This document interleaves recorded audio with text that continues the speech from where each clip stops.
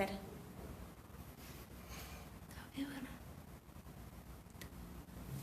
Então, boa noite a todo pessoal. Sejam bem-vindos aqui para uma live do Instituto Santo Atanásio. Hoje a gente tem uma proposta, né, de live que tem a ver com a campanha que nós estamos fazendo, campanha de financiamento coletivo, a respeito da doutrina social da Igreja.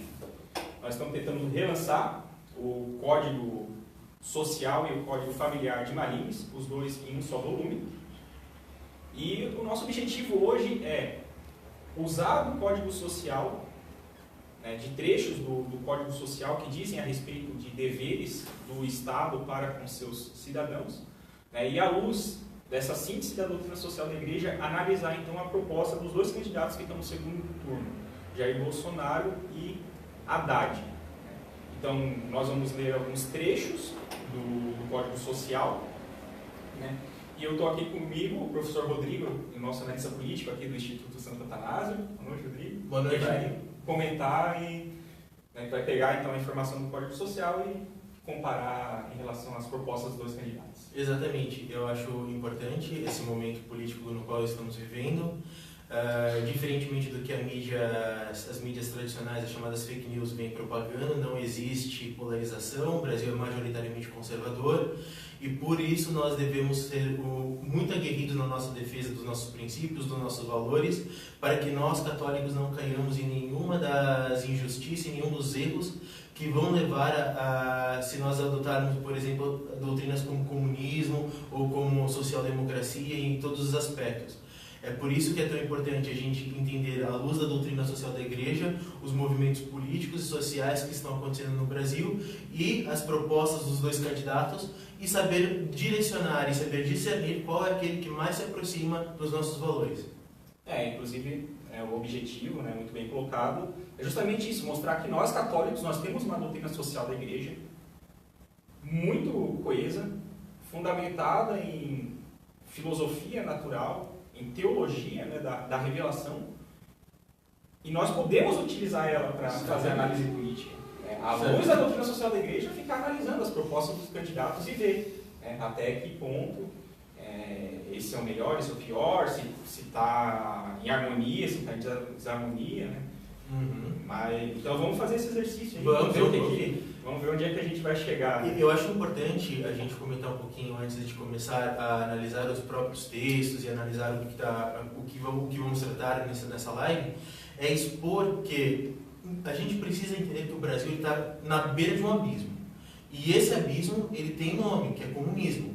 Se nós católicos tomarmos a decisão equivocada de votarmos em comunistas e de tentar expor alguma doutrina que não vai de acordo com aquilo que nós pregamos, ou a Santa Madre Igreja prega, a gente vai cair num erro de levar esse país para um processo cada vez mais difícil de recuperação moral, ética e econômica. Então, só para introduzir mais um pouco do Código Social, o que o Código Social trata? Ele trata diversos aspectos da vida social. Trouxemos para cá alguns tópicos relacionados à família, relacionadas à educação, relacionada ao patrimônio familiar, relacionada ao problema da população, relacionada à autoridade do Estado, à atividade livre dos governados, sobre a vida profissional e sobre a vida econômica. O Código Social trata de muito mais aspectos, mas foram esses que a gente trouxe para essa live. O objetivo, o Código Social, ele dá explicações teóricas, né, de onde ele está partindo, de onde estão os fundamentos, né, para ele desenvolver essa síntese da doutrina social, mas não é o objetivo dessa live. Aqui a gente procurou trazer aqueles aspectos da doutrina mais relacionadas a o que o Estado tem que fazer. É dever do Estado garantir isso. O Estado deve... As orientações a respeito do Estado. É isso que nós temos que discutir nas eleições. Certamente. Os limites do Estado na nossa atividade diária, na nossa vida privada, onde que o Estado deve ou não atuar, essas são questões fundamentais que a gente precisa trabalhar caso a gente deseje construir uma nação sólida, baseada em princípios verdadeiramente católicos. Então, começar? Vamos começar? Vamos lá. Então, o primeiro tópico, a vida familiar, a propagação da vida. Esse aqui no Código Social está nos itens 18 a 20. O regime do divórcio está em oposição formal com a constituição da família.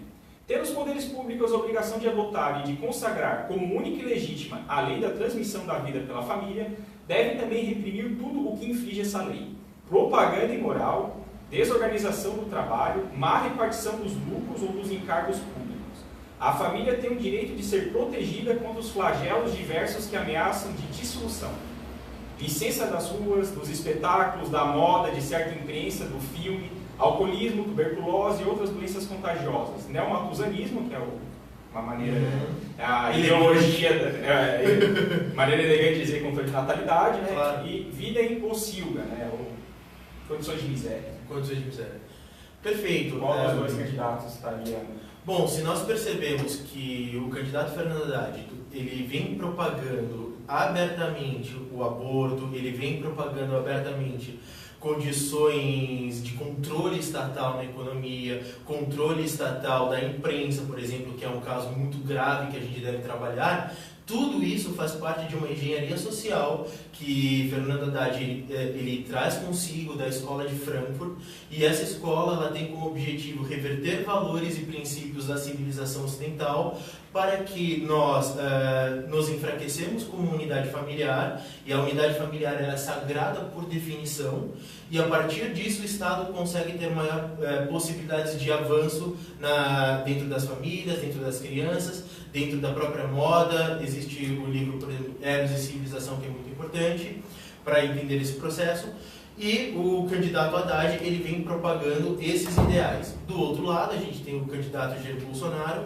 Ele é um candidato que possui algumas falhas, ele tem falhas importantes no sentido familiar, já teve alguns equívocos na vida passada, mas hoje ele defende o não aborto, ele defende a vida desde a sua concepção, como estava dizendo aqui, ele defende que o Estado ele não atue de maneira abusiva na sociedade para que as famílias sejam defendidas, ele defende as famílias e dentro das escolas para não ter ideologia de gênero, para que não propague a cartilha gay, para que não propague as cartilhas homossexuais que vêm sendo trazidas nas escolas, nas universidades, e isso está mais de acordo com os princípios católicos que nós defendemos.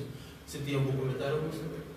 Então, pelo que eu entendi, seria, então, o Bolsonaro ele não se encaixa 100% nessa questão, nesse item, né, mas ele ainda tem uns, como é que eu posso dizer, alguns encrudecimentos que ele não, de proteção da família, enquanto o Haddad ele vai fazer justamente o contrário. Ele vai ser o flagelo das famílias, né, com a implementação de políticas de kit gay, de aborto, e se nós estamos falando de aborto, estamos falando também, por tabela, neomatusanismo. Antes, a gente vai começar a ver muitas vezes o neomatusianismo nessa apresentação de hoje. E eu já gostaria de deixar claro, bem certo, o que é o neomatusianismo. Posso utilizar o quadro para explicar? Só um minutinho. Então, basicamente, o que acontece? Thomas Malthus era um economista do século XIX e ele tinha como objetivo estudar o crescimento populacional das pessoas. Ele fez uma análise em um gráfico da quantidade de alimentos pelo tempo de propagação da vida. Então, aqui você tem a quantidade de alimentos e aqui você tem o tempo. Para ele, o que acontecia? Os alimentos cresceriam em uma progressão aritmética, alimentos.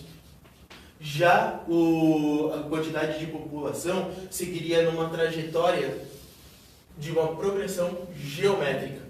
Ou seja, era necessário conter o avanço populacional porque os recursos do planeta e os recursos alimentícios propícios para cada família não seriam suficientes para ter uma estrutura decente ou uma estrutura sadia. Então, o que ele propunha? Ele propunha que os casamentos fossem tardios, que as pessoas evitassem os casamentos, e, se não evitassem os casamentos, que vivessem uma vida celibatária. E isso é uma coisa importante de ser dita aqui, ele era um pastor protestante lá no século XIX, então você já vê os indícios revolucionários da Revolução Protestante, de uma dessas chagas que ocorreu dentro da nossa civilização ocidental. E ele falava que era necessário chegar a esse ponto. Era um ponto de naturalidade, um ponto onde teria pessoas morrendo ou pessoas vivendo para somente ter uma taxa de reposição. Isso é necessário deixar bem claro, porque é dentro desse conceito que, no século XX, muitas ideias revolucionárias e muitas ideias do pensamento econômico e geográfico, principalmente na população, serão baseados. Isso aí já foi refutado várias vezes. Deixa bem claro, né? Isso aí, né? Que tem de artigo refutando essa leitura. Próximo item? Próximo item? Vamos. A vida familiar, a família e a educação. Então, no Código Social, uma bela passagem sobre a doutrina da Igreja ser mãe e mestra, e do fim da escola ser a obra educadora dos pais, sendo, portanto, os preceptores uma espécie de delegado dos pais. Como, contudo, não é o nosso interesse aqui explicar os fundamentos da doutrina social da Igreja, vamos aos deveres do Estado, né, quanto à educação.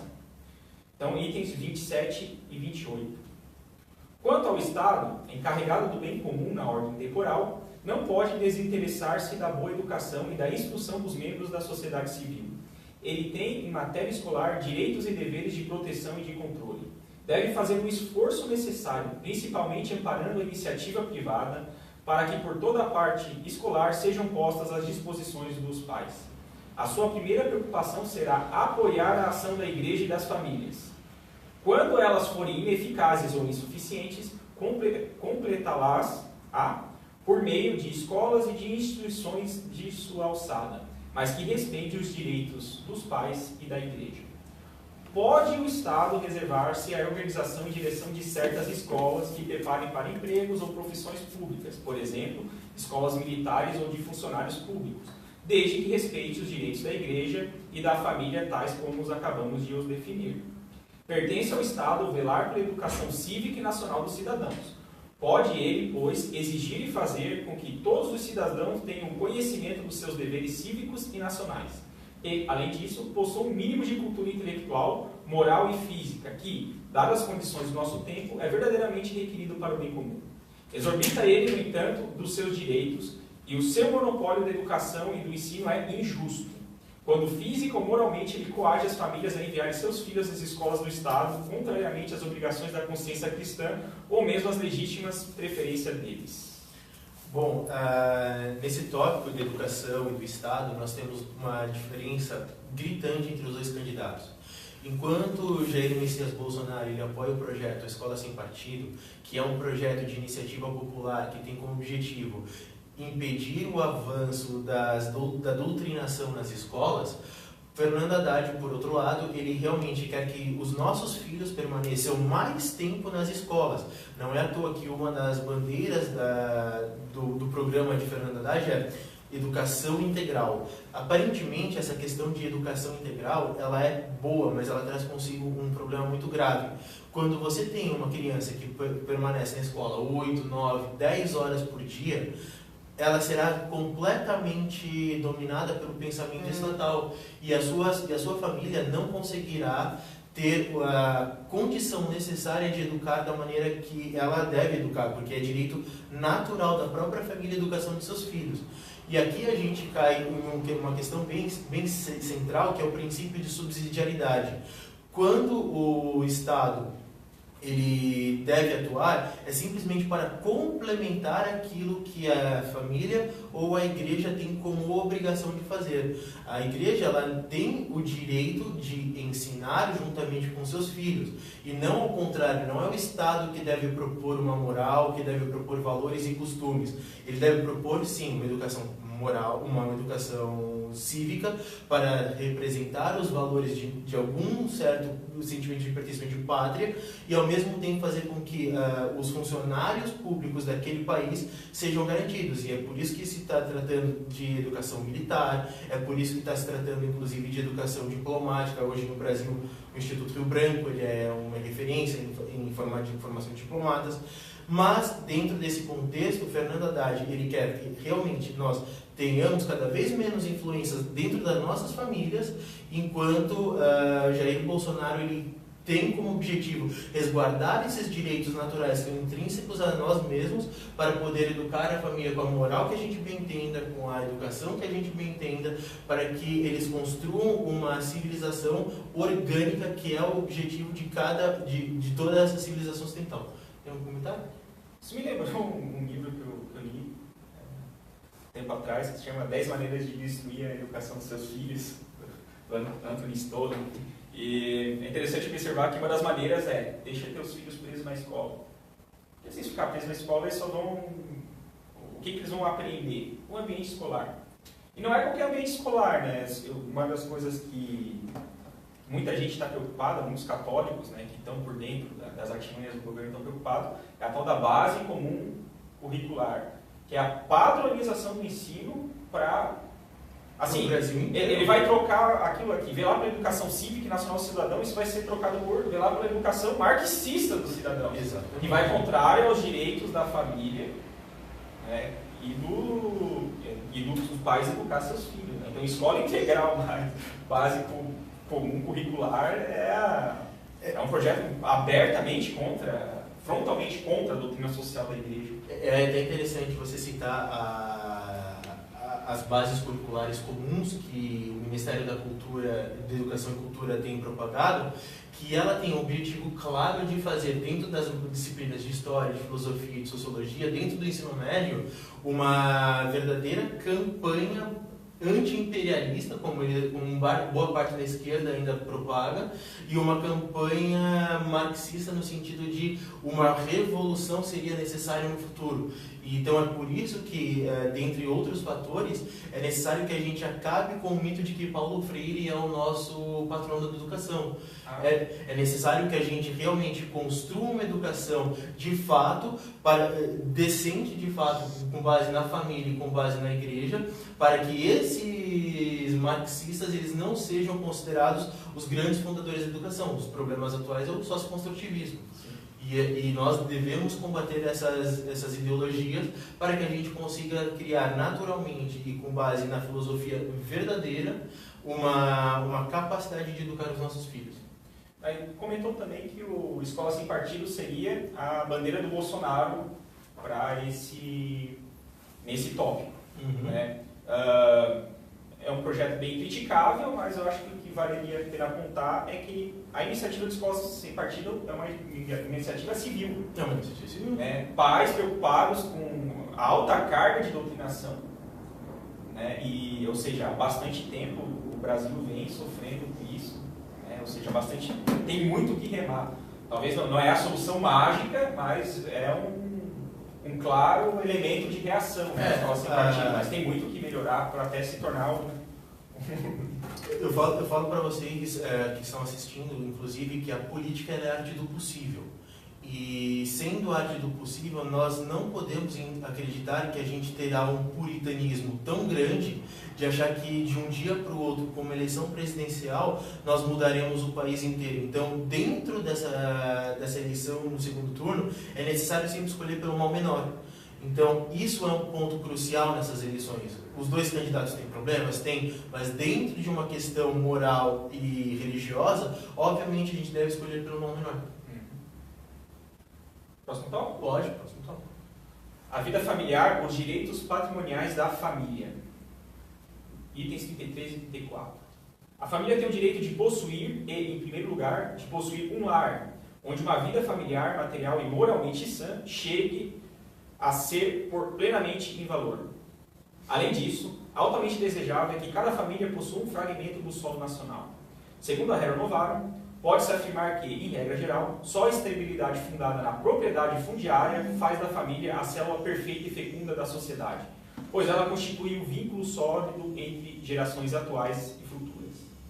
A transmissão hereditária do patrimônio familiar, herança, deve ser garantida à família sem que o bem familiar seja amputado por excessivos impostos de mutação ou pulverização pela partilha forçada em natureza.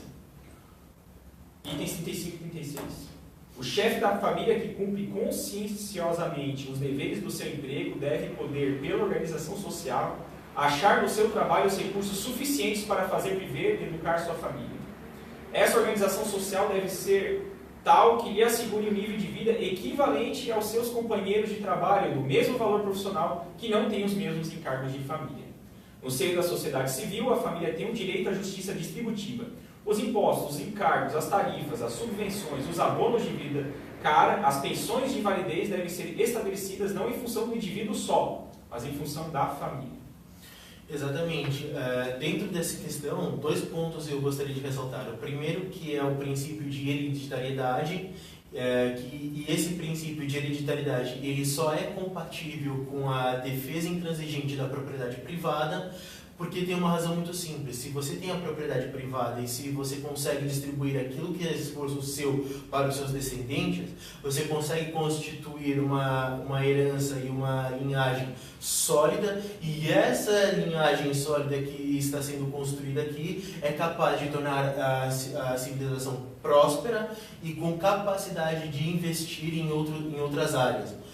Dentro desse contexto, a gente tem um candidato que apoia a propriedade privada, que quer diminuir os impostos na economia, que não quer, em hipótese alguma, tributar mais aqueles que produzem a riqueza, e do outro lado temos o candidato do Partido dos Trabalhadores, que deseja colocar impostos de exportação para arrecadar mais, que quer colocar dentro da tributação maiores encargos para que eles possam reverter uma parte da dívida pública que eles mesmos criaram durante 13 anos do governo petista. Então, essas considerações são importantes. Um outro ponto fundamental é a questão do chefe de família ser capaz de, pelo esforço dele, garantir o sustento da família. E isso é muito importante. E como a gente trabalha isso nessa eleição? Ora, se nós teremos diminuição de impostos, se nós teremos um país que está propondo abrir negociações comerciais com o resto do mundo, obviamente o nível de renda no país será maior e permitirá com que o país se desenvolva. Do outro lado, a gente tem um candidato que, ele, ao tributar as empresas de exportação, já está tirando o poder de compra daqueles mesmos que produzem riqueza. Então, o chefe de família ele sempre se verá pressionado a ter alguma ação de um outro emprego, e tendo 2, 3 empregos, ele é incapaz de educar e de dirigir moralmente e espiritualmente a sua família. Gostaria de algum comentário? Isso aqui é interessante, né? Novamente, eu vejo que não tem nenhum candidato perfeito nessa questão. Me parece que o Bolsonaro, então, ele é o menos pior também. Mas principalmente por causa desse ponto, né? O liberalismo entrou tanto que se perdeu essa função social, tipo, não tem que olhar para o indivíduo, o salário é do indivíduo, não, é da família, né? Esse encargo, né? Ou seja, quanto mais filhos tem, mais privilégios dentro do Estado, em questão de tributação, justamente para incentivar a proliferação das famílias, que inclusive, a gente viu um dos pontos mais acima, é um dos deveres do Estado. É um dos deveres? É um dos deveres, né? O Estado não pode prover neomalthusianismo. E uma das maneiras de promover o neomalthusianismo é fazer as pessoas trabalharem com bastante encargo. E outro detalhe é que no Brasil o imposto é indireto. Então a gente vai comprar qualquer coisa no supermercado, está lá um imposto embutido. Então é um imposto escondido. Sim. Né? Não é um imposto direto, é um imposto escondido, e isso dificulta planejamento de gastos e, sobretudo, penaliza os mais pobres. 2 coisas que eu gostaria de complementar aqui, e a primeira delas é nesse sentido, porque se você tem como objetivo tributar as grandes fortunas, essas grandes fortunas, elas muito facilmente elas conseguem sair do país, elas conseguem alocar capital em outras regiões que não serão tributadas, e aí empobrece o nível de investimento de um país interno, diminuindo os empregos. Quando você percebe que a tributação é indireta mesmo, acaba acontecendo que quem não consegue levar o seu dinheiro para fora, ele é penalizado e ele é obrigado pelo sistema coercitivo do Estado totalitário a pagar impostos e diminuir a sua capacidade de ação contra esse mesmo Estado. E aí entra uma questão que você tocou bem, que é o liberalismo, e eu gostaria de dizer 2 coisas em relação a isso. O primeiro é que o liberalismo ele é uma filosofia política, uma filosofia econômica e uma filosofia moral que baseia-se no seguinte princípio: enquanto, para se construir uma sociedade sólida, você primeiro precisa construir uma boa economia para depois você estruturar bastante os valores. Já os conservadores, eles primeiro buscam uma sociedade com valores e com uma moralidade elevada para posteriormente construir uma sociedade próspera. E qual que é a razão, disso, dessa divergência? Muito simples. Ora, se nós temos um momento de crise e a economia ela funciona com ciclos econômicos de maior ou de menor bonança, se nós temos uma sociedade muito moral, uma sociedade que tenha virtudes, em momentos de dificuldade a gente pode contar com a caridade cristã que aos poucos vem ajudar para a gente criar um sentimento de pertencimento dentro de um grupo. Já o liberalismo, como ele foca somente no indivíduo, quando se tem uma crise, são eles contra eles e os mais capacitados eles acabam prevalecendo e esquecem muitas vezes da caridade cristã. Esse é um ponto fundamental. A gente vai tratar mais à frente, né? Vai ficar mais, mas é bem apontado. Em questão de proposta objetiva, Rodrigo, tem a famosa do Paulo Guedes ali, mudança da tabela do imposto de renda, que parece que até 5 mil é 20%. 15%. 15, 20, bom, enfim, mas até 5 mil isento, acima de 5 mil um imposto único, né? O PT parece que anda falando que vai fazer algo parecido, mas não podemos esquecer que desde o Lula eles ficam prometendo o simples reajuste por lei, né, que eles tinham que fazer por causa da inflação, o reajuste justo com as regras que todo mundo está conhecendo. Nunca fizeram. O que atrapalhou todo mundo. Não beneficiou ninguém, seja rico, seja pobre, ninguém. Só o PT, porque mais dinheiro pro leão. A gente precisa entender que o Partido dos Trabalhadores ele teve um momento muito propício para fazer essas reformas, tanto da Previdência quanto de uma reforma tributária, mas pelo seu projeto hegemônico de poder eles nunca fizeram. Eles sempre prometeram uma reforma do imposto de renda, um ajuste melhor dos impostos de importação, mas isso acabou nunca vindo porque eles desejavam manter um controle maior dessas duas áreas que são importantes para eles.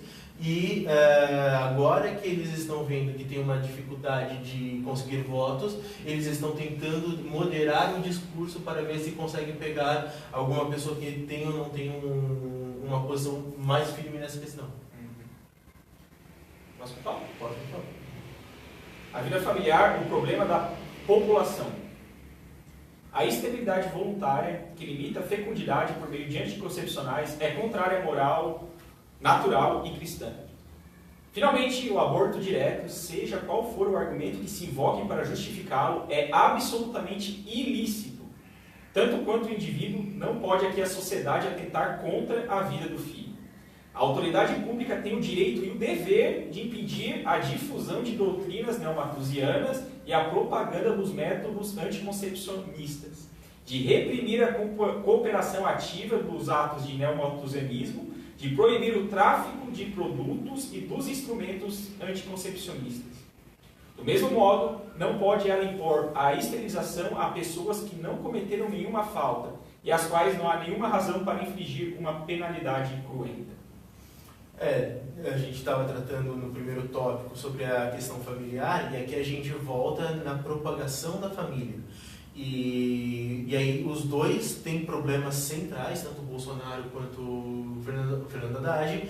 Mas Bolsonaro ele vai, obviamente, porque ele tem algumas alianças políticas que não estão comprometidas com a não propaganda e com o não dos anticoncepcionais. Ele tem alguns grupos de força que não estão preocupados com isso, ele vai apoiar, ele vai continuar, por exemplo, no carnaval, fornecendo camisinhas de algum método, mas em comparação a Fernando Haddad, que propaga abertamente o aborto, que não tem o mínimo compromisso com os valores familiares e que já disse que a própria família não é o instrumento civilizatório, e sim é o Estado, então a gente vê uma diferença muito grande entre essas duas candidaturas. Claro que em um ambiente ideal seria necessário que a gente tivesse um controle realmente não ter um Ministério da Saúde, por exemplo, que propagasse aqueles absurdos que muitos deles, infelizmente, continuarão, mas dentro do mal menor que eu estava explicando, o Bolsonaro ele se aproxima mais daquilo que a gente busca como candidato. Isso eu acho bem interessante esse tópico, né, porque mostra o quanto nós católicos temos que lutar para trazer esse debate. Anticoncepcionais, para falar a verdade, nem está no debate, porque se a gente colocar no debate vai parecer absurdo. Como assim? Porque a mentalidade, nós estamos falando do quê? Né? Desde 68 foi quando estourou, ou seja, vem desde antes de 68.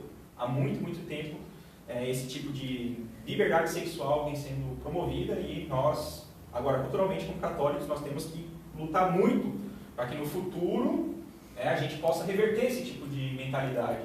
Eu acho interessante dessa questão que você bem tocou, que a gente precisa trazer aquele conceito de janela de Overton mesmo e trazer o debate para a nossa estrutura, para a nossa visão de mundo. Porque somente assim a gente vai conseguir retirar a doutrinação da esquerda que tanto nos assola, para depois jogar um debate mais saudável e verdadeiramente cristão na acepção do termo. Outro exemplo que a gente até discutiu um pouco, e dá para voltar para esse assunto, foi o divórcio. O divórcio não tem debate. Não. Em relação ao divórcio do Bolsonaro e o Haddad, a mesma coisa, simplesmente não está. Não é impensável. Uhum. Quem está preocupado com isso são os católicos que aos poucos estão florescendo, se convertendo, estudando verdadeiramente a doutrina. Então, não, peraí, o casamento é indissolúvel. É importante que seja. Então, ou seja, a gente tem muito que remar para voltar a isso. Só que, claro, num ambiente parece então que no ambiente do Bolsonaro vai estar muito mais propício reverter culturalmente do que do Haddad, que já querem kit gay desde os 4 anos.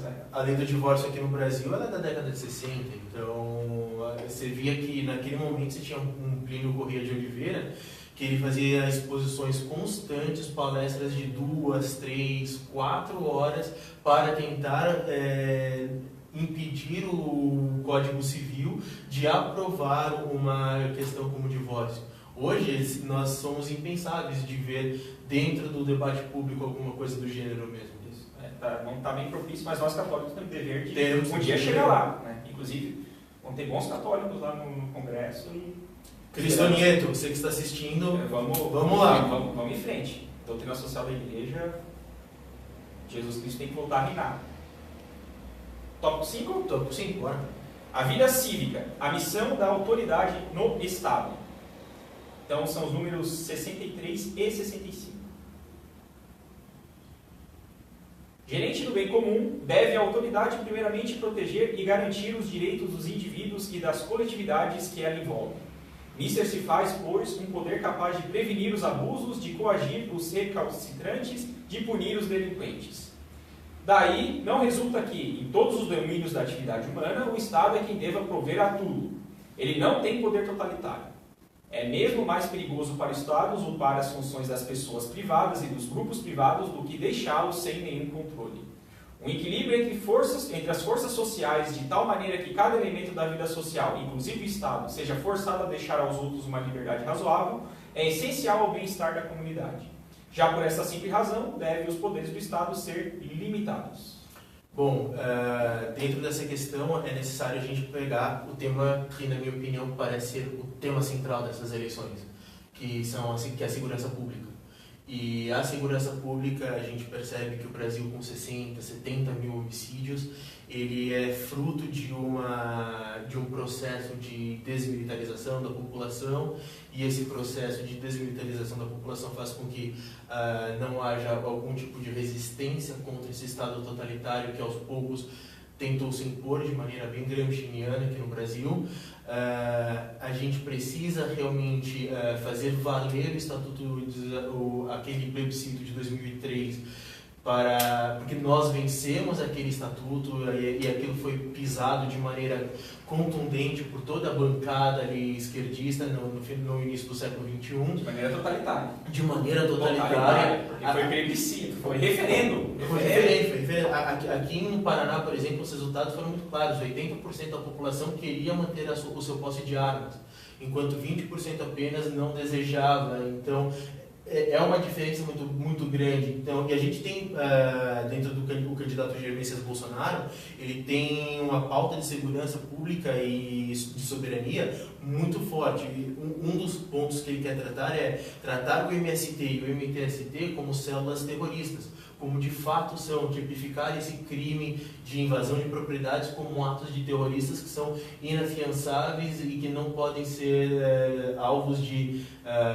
anistia ou indulto, e é isso que a gente deve tratar os terroristas do MST. Do outro lado, a gente tem Fernando Haddad, cujo partido é um dos financiadores do MST, da CUT e de todos esses movimentos que desejam retirar a propriedade privada da população, desejam desarmar a população. A campanha em 2003 foi muito forte nesse sentido, e no ponto 5 me parece muito óbvio que Jair Messias Bolsonaro está plenamente, aí nesse caso, plenamente de acordo com a retirar o poder do Estado de fazer frente à sua população, mas mantendo alguns controles, como por exemplo a polícia, caso que já foi aventado pelo próprio candidato Fernando Haddad de desmilitarizar, assim como Guilherme Boulos do PSOL, que já fez aliança com o Partido dos Trabalhadores nesse segundo turno.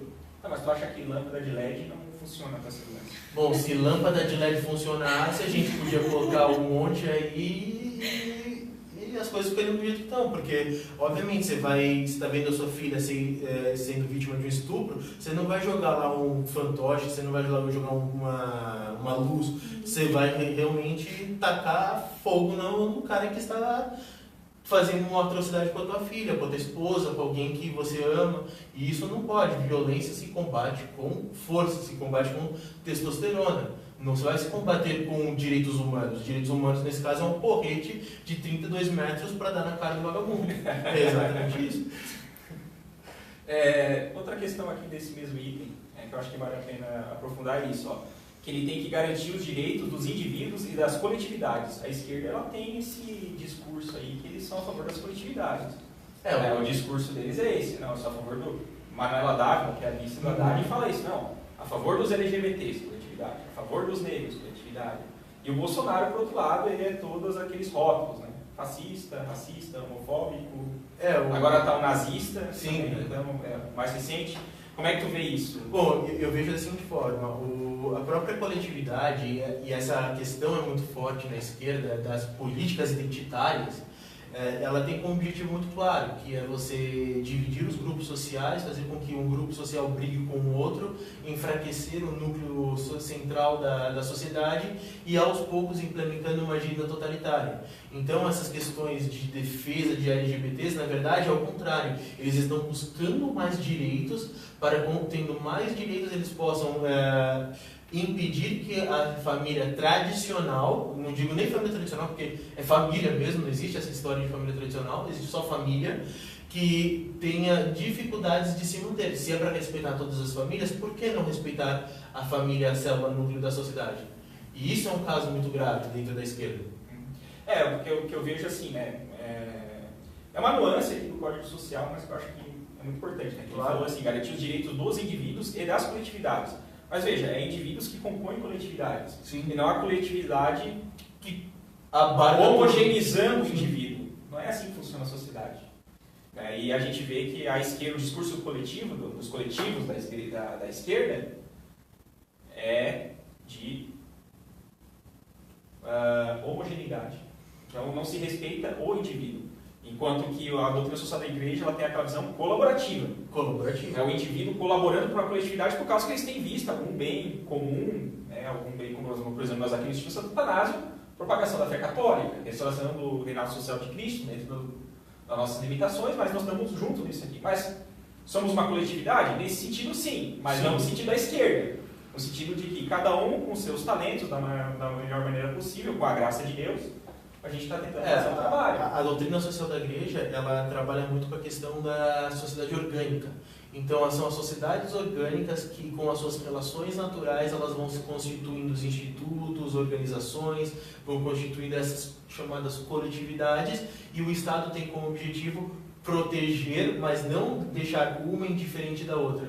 é simplesmente manter com uma certa posição para que haja o Estado democrático de direito, nesse caso, o império da lei, e aí fazer com que essas coletividades possam florescer dentro do núcleo social.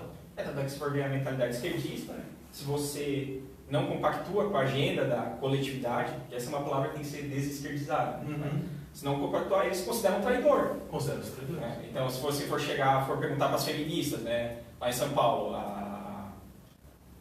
qual é a do impeachment? Esqueci o nome dela. Qual? A do impeachment. A Janaína Pascoal. Janaína Pascoal, mais votada. Mulher, maravilha. Tu acha que as feministas gostam dela? Obviamente que não. Elas consideram traidoras. É mulher, mas não faz parte da coletividade. Não é? Exato. E mulher ser minoria também é uma coisa meio estranha. O discurso feminista nesse ponto ele é bem prejudicial, porque a gente tem mais mulheres do que homens, as mulheres elas são muito mais ativas hoje em diversos campos do que os próprios homens, então essa questão de direitos iguais, na verdade vamos julgar os homens contra as mulheres, os maridos contra as esposas, e sempre tentando enfraquecer, tentando de alguma forma, por algum subterfúgio, enfraquecer o núcleo da sociedade familiar. Então passa de ser indivíduos numa coletividade em vista a um bem, para ser indivíduos brigando uns contra os outros. Exatamente. Por causa de pauta ideológica. As pautas ideológicas. Ideológica, nem bem concreto a ser buscado, pautas ideológicas. Próximo item, bora. A vida cívica, atividade livre dos governados. No enunciado e na regulamentação jurídica dos corolários da liberdade pessoal, nunca deve o legislador perder de vista que a liberdade humana é sujeita a pecar, e que, destarte, importa não confundir o uso com o abuso das faculdades que comporta. É por isso que o uso do direito de possuir, do direito de publicar o próprio pensamento pela imprensa e pelo sino, do direito de se reunir com seus semelhantes e de com eles se associar, em princípio, só é legítimo nos limites do bem. A autoridade incumbe traçar fronteiras para além das quais o uso do pretenso direito se tornaria licença.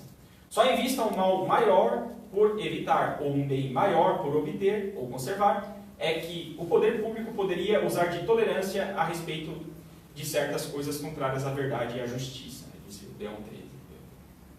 A neutralidade do Estado não deve ser confundida com laicismo. Este procede de uma negação dos direitos de Deus na vida pública, ao passo que a neutralidade implica apenas que o Estado não instaure um regime de favor para uma ou outra crença. No Código Social há um trecho sobre a relação da Igreja e do Estado, né, mas não é o objetivo dessa discussão. Em termos políticos, essa questão de Estado laico, de Estado confessional, a discussão também aqui é quase nula. Os dois, eles inclusive nem tocaram nessa questão. O Jair Bolsonaro está ligado inclusive a setores bastante liberais, está vinculado à maçonaria, e a maçonaria sendo um dos maiores inimigos da Santa Igreja Católica, jamais permitiria nessa questão um Estado confessional no qual a fé católica tem primazia em relação às outras, e Fernando Haddad é o ateísmo puro. Tanto é que eu falo para você, Haddad, e para você, Manuel Adala, vocês fizeram o maior dos papelões possíveis. Não se comunga daquele jeito, seus comunistas. Isso é uma coisa muito grave que vocês fizeram. E aí eu falo para você que dentro dessa questão, o debate ele ainda precisa continuar, ele ainda precisa crescer para saber quais são as possibilidades de trazer um Estado confessional. E aí que eu gostaria de falar um pouco sobre a questão, inclusive, da monarquia. A Constituição de 1824 no Brasil, ela tinha uma religião oficial, que era a religião católica. As outras, elas tinham tolerância e liberdade, mas elas não podiam se expor de tal forma que viesse a minar a força da igreja, que naquele momento tinha o papel de ensinar também. Dentro do próprio Segundo Reinado, com a consubstanciação do Colégio Pedro II e do Instituto Histórico IHGB, Instituto Histórico Geográfico Brasileiro, aqui você via o Estado tentando patrocinar uma educação complementar à moral que era ensinada na igreja. Então, dentro desse processo, será uma longa marcha para que a gente possa trazer o reinado social de Cristo de uma forma no qual a Igreja Católica seja impere dentro dessa nossa legislação, mas entre os dois, entre um cara que se propõe ser liberal e o outro que propõe ser ateu nessa questão, não temos dúvidas que Jair Messias Bolsonaro é o mais próximo daquilo que a gente precisa. E dentro dessa questão existe um mal menor. Outra questão, ainda sobre esse tópico, Rodrigo, é a questão do liberdade de imprensa, né? Como foi falado. Ou seja, nós temos do lado do Bolsonaro, ele fala de liberdade de imprensa. Fala de isso. E do lado do Haddad, controle social da mídia. Né? Pode parecer que um prega liberdade e o outro, mas segundo a doutrina social da igreja, nenhum dos dois é o desejado. É a imprensa livre no limite do bem, para ensinar virtudes. Por exemplo, uma das coisas importantes de se ensinar nessa questão de imprensa e de diálogo, de livre manifestação, é o seguinte: em um estado confessional católico, se você entrar, por exemplo, em uma faculdade e fazer apologia ao nazismo ou ao comunismo, seria impensável. Isso seria exatamente tipificado como crime e as pessoas realmente seriam punidas com base em algum tipo de punição que seria estabelecido. Então, se nós temos um estado confessional, é necessário que essas questões começam também a ser trabalhadas. Mas isso é um debate muito aquém do que está acontecendo em 2018. Mas já é uma questão boa de a gente já começar a tratar, por exemplo, do conservadorismo, que é realmente a maior parte da população brasileira no país. Próximo item? Próximo item, bora. A vida profissional. Então, no item 77, diz: a ordem social exige que no seio da sociedade civil, todas as comunidades inferiores possam desempenhar as suas funções próprias.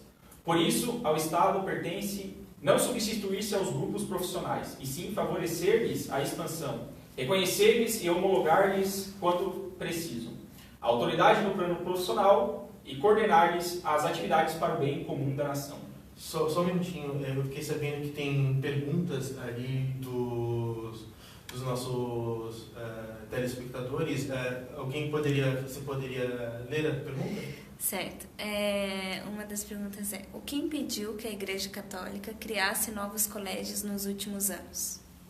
Bom, se dentro da nossa própria Constituição de 1988 nós somos um Estado laico, e esse Estado laico, ele, durante esse tempo, ele impediu, por meio de tanto cultural, tanto como meio financeiro, a própria manifestação da igreja, a gente não viu esse crescimento de seminários, ou mesmo de colégios de primeiro grau e de segundo grau, e isso está dificultando a nossa própria Constituição como um país católico.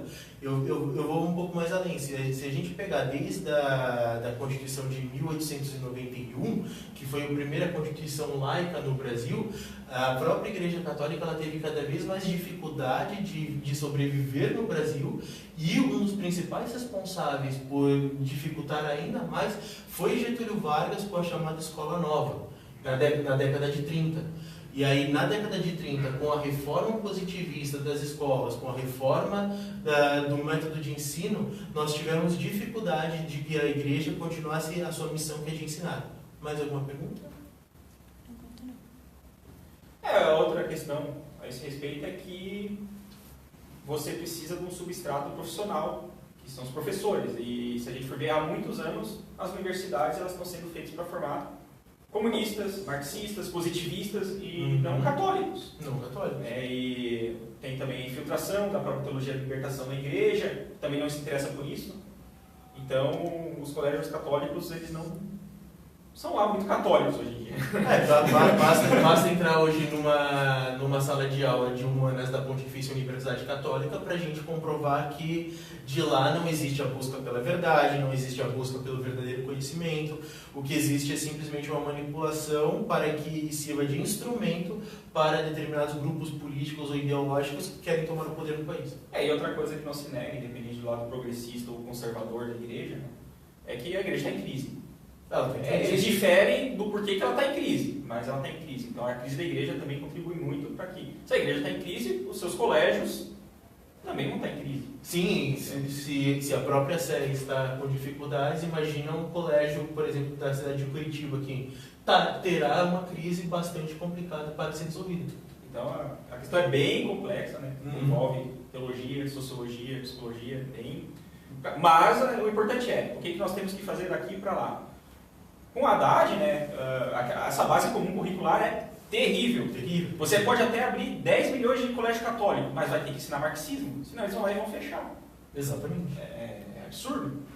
Comparar a escola sem partido comparado a isso é muito menos nocivo. Ainda que não seja perfeito a escola sem partido. Eu acho que não é perfeito. Não, tem muitas mas é bem menos nocivo do que o PT quer fazer. Claro. No plano educacional. Bom, vamos continuar aqui. Tem mais alguma pergunta? Mais alguma pergunta? Por enquanto não. Vamos lá. No interior de um mesmo agrupamento profissional, pode suceder que os interesses dos que os compõem sejam divergentes sobre certos pontos. Tais são, notadamente, os interesses particulares dos empregadores e dos assalariados. Deve, então, a organização profissional garantir a cada parte a possibilidade de deliberar separadamente, a fim de salvaguardar os seus interesses legítimos e de prevenir os abusos que a outra faria da sua superioridade. A organização profissional não exclui a liberdade sindical. Bom, dentro dessa questão é necessário a gente trabalhar um tema fundamental da própria pauta reformista, que será posta no ano que vem, que é a própria reforma trabalhista. A reforma trabalhista ela é o cerne da vida profissional. Então, é necessário a gente retirar a nossa legislação trabalhista de hoje? Sim, porque ela é uma legislação fascista. A nossa consolidação das leis do trabalho ela é de 1943 e ela segue os ditames da Carta del Lavoro de Mussolini, de 1927. E ela faz basicamente o seguinte: você tem um conflito entre um empregado e um patrão, o que sobrevive dessa carta é exatamente o Estado. Então é tudo para beneficiar a estabilidade estatal. Já uma reforma trabalhista que seja mais de acordo com aquelas antigas corporações de ofício, você tem liberdade para negociar com o seu patrão e o patrão tem liberdade para negociar com o seu trabalhador, mas é sempre necessário ver se os princípios ali estão bem definidos. Dentro dessa questão, Fernando Haddad falou que quer impor ainda mais direitos para os trabalhadores, mas esses direitos eles serão resguardados para um crescimento econômico, serão resguardados para que tenha um desenvolvimento da nação no sentido de prosperidade. O que se vê é que as nações que têm legislações trabalhistas muito rígidas acabam por empobrecer as empresas, e ao empobrecer as empresas trazem dificuldades sociais, que é tudo aquilo que nós queremos evitar. Já Bolsonaro ele tem uma proposta, junto com Paulo Guedes, mais liberal, para que as pessoas possam ter diversos pontos de contratos com jornadas A, B, C, D, não apenas uma, como a gente tem hoje, e isso permitirá negociações mais fluidas. É o ideal? Também não é o ideal. É ideal que a gente entenda primeiro as virtudes dentro de uma negociação profissional, mas em termos de possibilidades, obviamente o Bolsonaro se adequa mais. A doutrina social da igreja ela tem aquela questão que, tipo, de alguma maneira, o patrão ele tem privilégios em relação ao trabalhador, quando você vai negociar. Isso é inevitável. A esquerda gosta de usar muito isso. Então, de certa maneira, eles têm razão. Claro, se eu for negociar, tipo, eu tenho emprego, tu precisa do emprego. Então, eu estou em vantagem. Só que para você ter uma negociação justa, essa vantagem não pode ter. Então, tem que ter uma legislação trabalhista, sim, que garanta certos deveres para equilibrar o jogo. E a outra questão, né, que foi tocada é não excluir a liberdade sindical. Ou seja, o sindicato não é uma coisa ruim.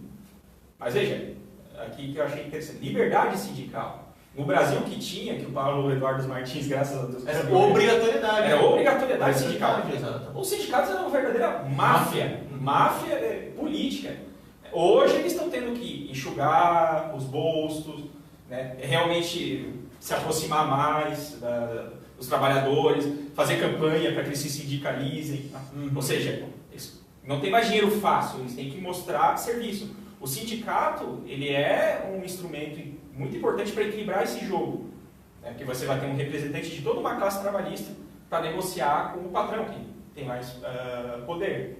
Então, o sindicato é importante, a liberdade sindical é importante. o sindicalismo, né, a ditadura sindical que tinha o PT, que inclusive o PT cresceu por causa disso, é nocivo. Esse detalhe é muito importante. Exatamente. O PT ele se fundou em São Bernardo do Campo, ali nas bases sindicais, e por meio deles, conseguindo os recursos, quase que roubando dos seus adeptos e dos seus membros, para criar essa máquina política que eles constituíram hoje. Próximo item, então, que é o último item, então, que é o mais longo, né, e vai direto vai no âmago da questão dessas eleições, eu acho. Perfeito, perfeito. A vida econômica. Não se pode esperar do livre jogo da concorrência o advento de um regime econômico bem ordenado. Com efeito, se uma concorrência honesta é um meio excelente para promover o espírito de empreendimento e para ajustar o aparelho econômico às necessidades dos consumidores, a livre concorrência, no entanto, tende por demais facilmente à dominação econômica e ao monopólio, ou ainda ao desconhecimento dos valores morais e sociais. Essa tendência torna-a perigosa e ineficaz como elemento único ou fundamento da vida econômica. A ditadura econômica, tanto a do Estado como a das potências capitalistas, também não pode servir de princípio regulador da vida econômica, porque ele estorva o surto subjugando a livre iniciativa. Conduz à escravidão da pessoa humana, tende a submeter aos fins econômicos valores superiores de ordem moral e social. A justiça e a caridade sociais é que cumpre pedir governar os poderes econômicos. Vamos por partes, né? Vamos por partes. Vamos por partes. Bom, então, aqui já temos mais um problema intrínseco do próprio liberalismo, quando o Adam Smith ele pega e ele fala que os homens são egoístas e o egoísmo de cada um competindo consigo mesmo vai levar a economia ao melhor grau de desenvolvimento. Ele só esqueceu de que existe uma discrepância entre pessoas, não existe o chamado igualitarismo, certo? E dentro dessa questão é necessário que o Estado ele consiga criar alguns marcos de concorrência para evitar exatamente o monopólio, para evitar exatamente que empresas dominem determinados setores. Dentro disso é necessário reforçar mais o que? O CAD, Conselho de Administração e Desenvolvimento Econômico. E isso é uma pauta que o Bolsonaro ele tem como objetivo de reforçar o CAD. Do outro lado, a gente tem o Fernando Haddad, que é exatamente o oposto. Ele tem uma economia muito mais estatizante, tem uma economia que quer fazer com que o Estado seja o propulsor do desenvolvimento e, com isso, fazer com que 7, 8, 9 empresas sejam as chamadas corte do rei, corte do imperador ali, para que eles possam sempre desenvolver aquilo que ficou bem conhecido na Lava Jato Odebrecht. Então, quando você tem um espaço de poder muito grande para o Estado, você acaba fomentando corrupção. Quando você traz uma liberdade total para a economia de mercado, você acaba trazendo dificuldades no próprio jogo dos trabalhadores. Então, o que é necessário? Que o Estado entre com o princípio de subsidiariedade, entrando onde as empresas não podem entrar e trabalhando questões, por exemplo, como algumas casas de ajuda.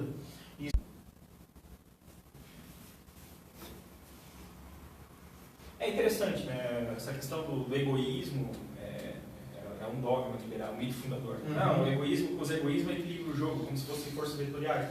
Não, é a lei do mais forte.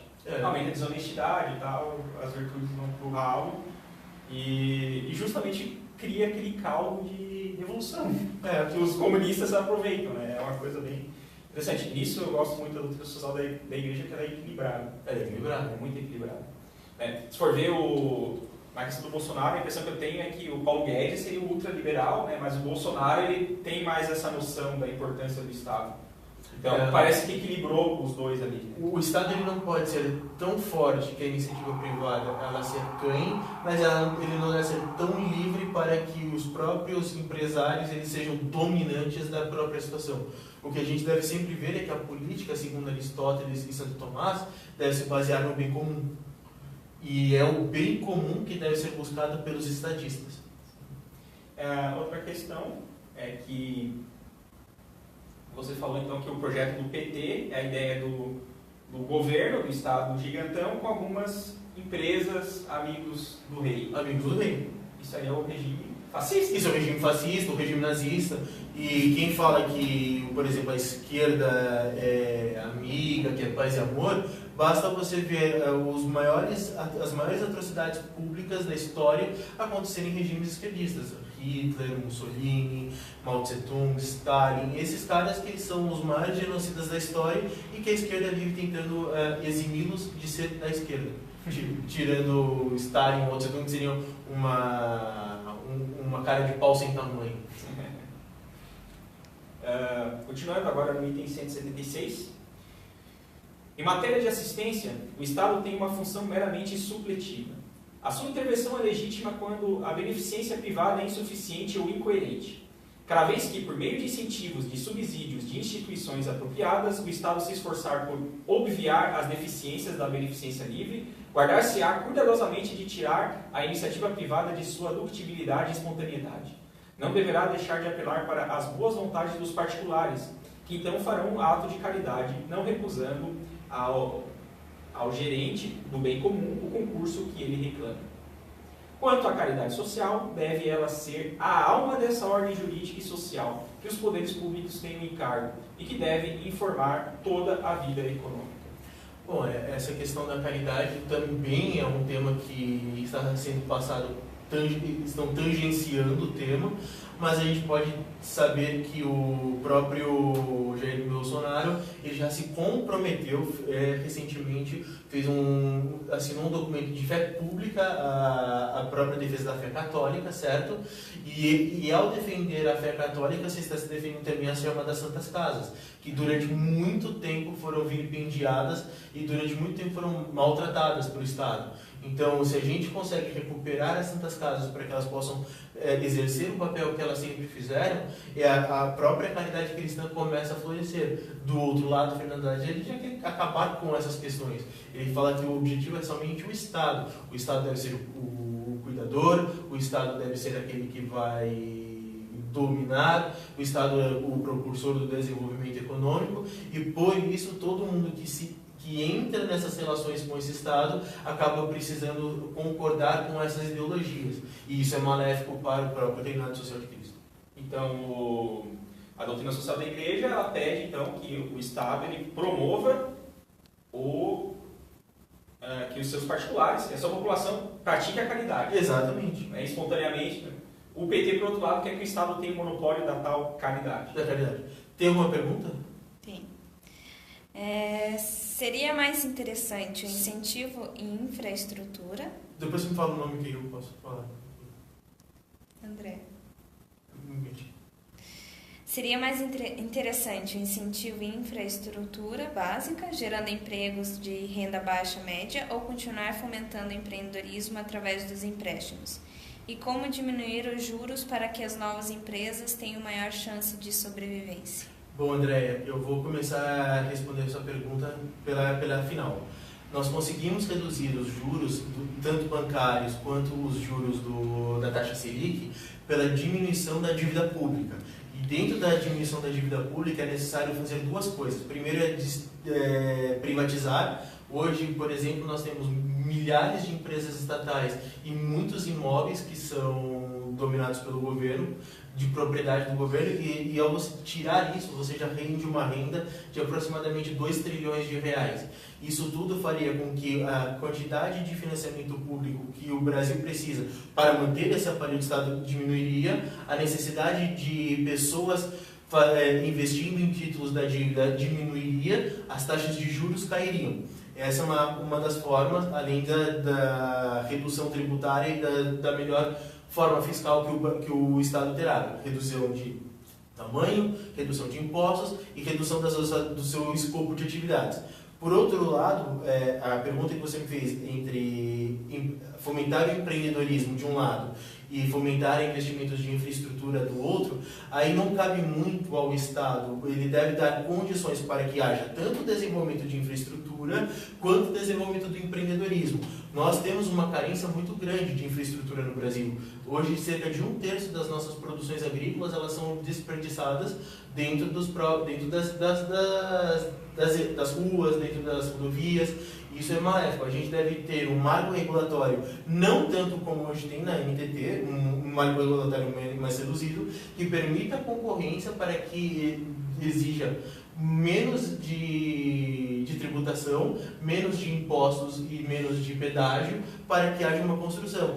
Então, essa questão de ir para um lado e ir para o outro, ela é insignificante. O que importa é que o Estado ele tenha condições de fomentar o desenvolvimento de um ou de outro. Os caminhoneiros vão entrar em greve à toa. Não entrar em greve à toa. Infraestrutura terrível, muito gasto com manutenção. Exatamente. Pagavam um pedágio ridículo quando não tinha carga, assim, ou seja, o governo jogando contra mesmo. Sim, claro. Tudo que o governo pode fazer para bloquear teu dinheiro, ele faz. Isso é completamente anti-papel do Estado, né? Anti-papel do Estado. Que deveria ser beneficiar, né? Em questão à privatização, tem no Código Social, não trouxe para discussão, mas a doutrina social da igreja ela é bem razoável, porque tem digamos, tem os da esquerda, os radicais da esquerda do lado, nacionalizar tudo. Doutrina social diz que isso é terrível. É terrível. A gente já leu, o Estado totalitário não é benéfico. E do outro lado tem, privatizar tudo, deixa tudo livre mercado. A gente acabou de ler um outro item assim, isso vai gerar monopólios econômicos que vai dificultar as relações sociais. Então, a igreja, a doutrina social da igreja diz o seguinte, tem que ter um equilíbrio de forças. Então, o Estado pode ter empresas estatais? Pode, mas não pode ter como é no Brasil, não. Tem uma verdadeira sucata, só dá prejuízo. Uma metáfora que a gente pode usar é o seguinte, eu vou desenhar aqui. Imagina que a gente tenha um barco, aqui é um barco, e esse barco está navegando no oceano, certo? Esse barco aqui, esse navio, imagina que ele seja o Estado, e ele está levando consigo toda a população brasileira. Então o Estado é o propulsor do desenvolvimento. O que a doutrina social da igreja prega é que esse Estado não seja um barco, mas que seja um farol.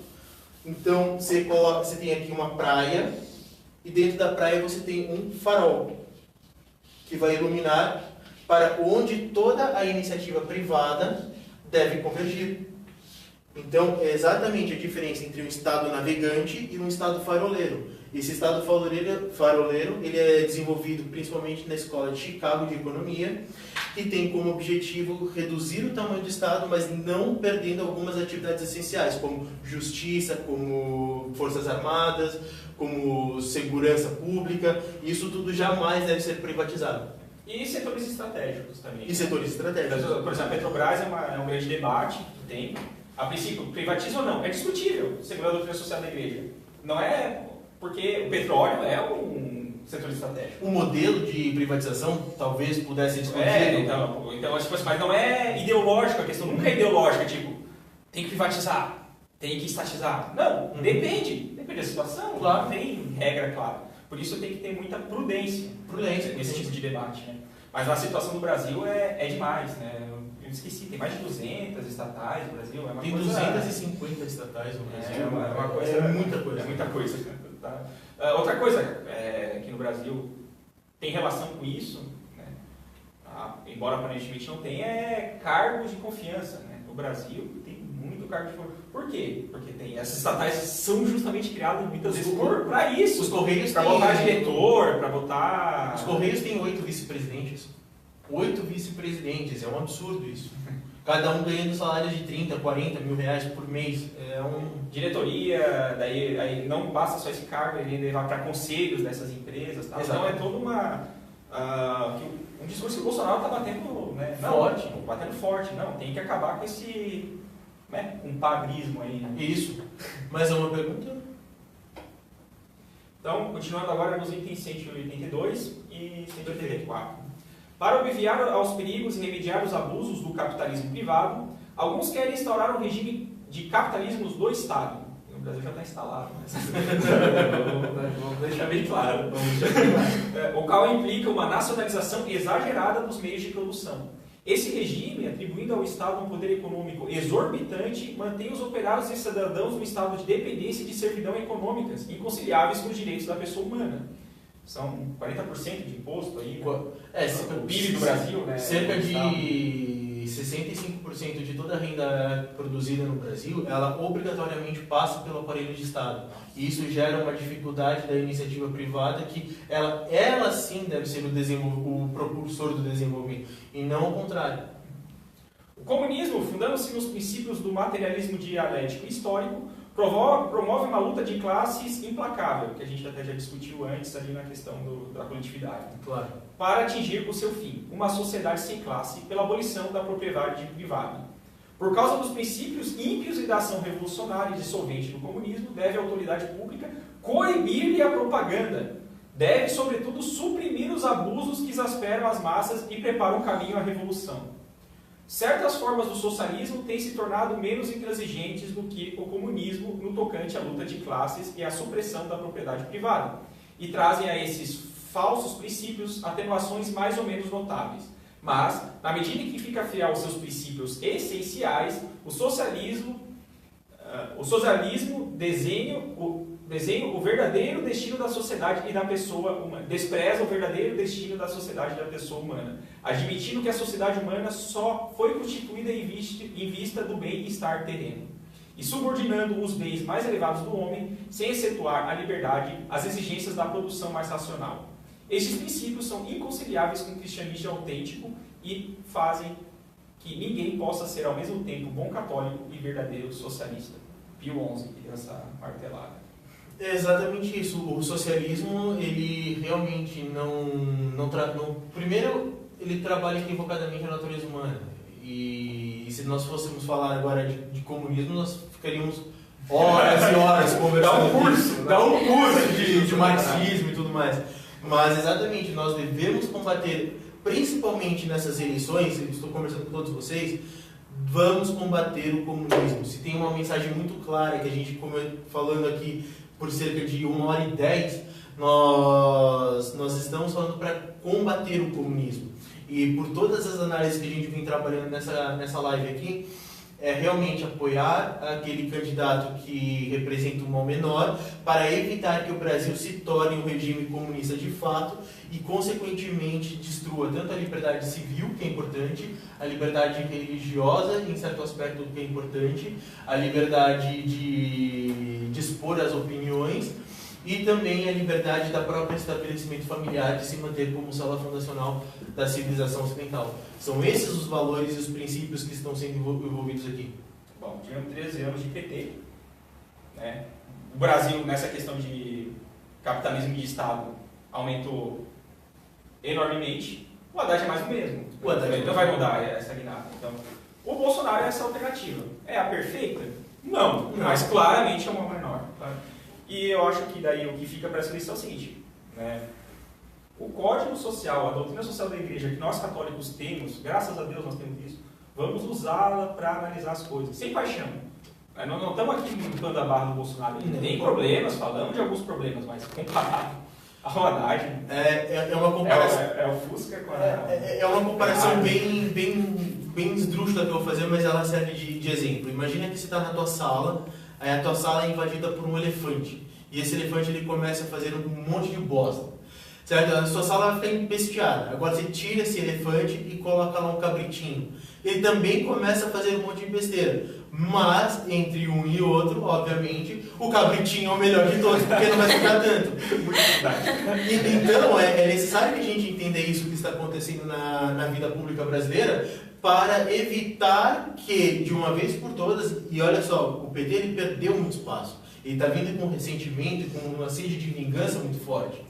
E é por isso que, se nós deixarmos o PT voltar ao poder, ele virá com todo o peso nas instituições judiciais, virá com todo o peso em cima dos poderes econômicos, e vai vir com vingança principalmente dos meios mais conservadores. E é isso que a gente precisa evitar a qualquer custo. O Haddad está agora mudando a estratégia de campanha, mudou até a cor e tal, mas é só ver o discurso dele antes. Haddad é Lula, agora não tem mais Lula. Falou que ia dar induto ao Lula. Eu não tenho dúvida que ele vai dar um induto ao Lula. Ele tem dúvida disso que ele vai dar um induto ao Lula. É o desespero que bateu. Então, é claramente... Ou seja, se der um induto ao Lula, o que vai acontecer? A ordem jurídica do Brasil já está meio baleada por causa do Supremo. Esse é outro problema grave que a gente tem.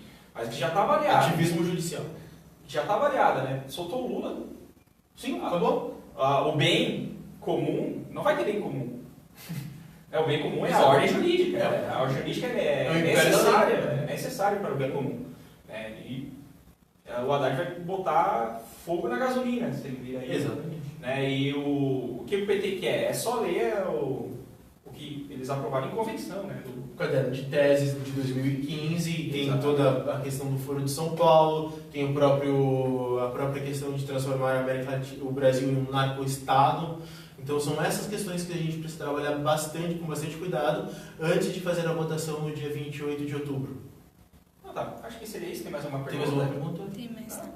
Então, obrigado, Rodrigo, aí. Obrigado. Fazer a live aí. Obrigado, Lúcio. Viva Cristo Rei! Viva Cristo Rei!